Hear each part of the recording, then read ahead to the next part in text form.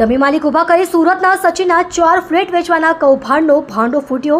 નૂપુર હોસ્પિટલના માલિક સહિત 3 પકડાયા।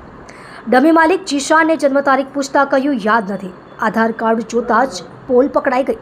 સબ રજિસ્ટ્રાર કચેરીમાં દસ્તાવેજ વખતે ખરીદનારના સાક્ષી વેચનારને ન ઓળખતા હોવાથી ભાંડો ફૂટ્યો।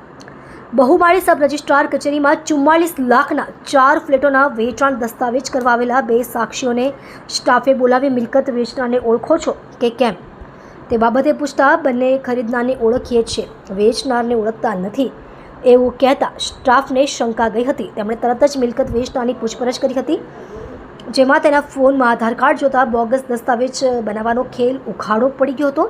સબ રજિસ્ટ્રારના સ્ટાફના કર્મચારી અંજનાબેન મુગલસરાય અઠવાલાઇન્સ પોલીસમાં ફરિયાદ આપી છે, જેના આધારે પોલીસે જીશાન મોહમ્મદ રફીક ખાન રહે સાઈનાથ એપાર્ટમેન્ટ સચિન, સંતોષ દામોદર પાણીગ્રહી રહે ઓમ સાઈ પાર્ક સચિન અને પ્રદીપ કાશીનાથ શાહુ રહે નૂપુર હોસ્પિટલ નાનપુરા સામે ઠગાઈનો ગુનો નોંધ્યો છે।